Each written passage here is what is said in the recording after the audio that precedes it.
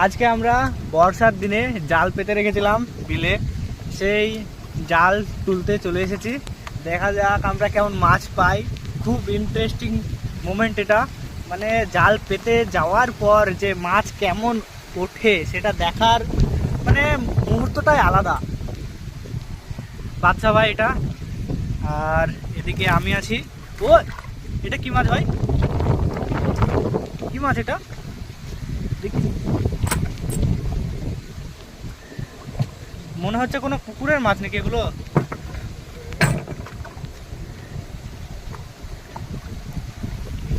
এই দেখো, একটা দুটো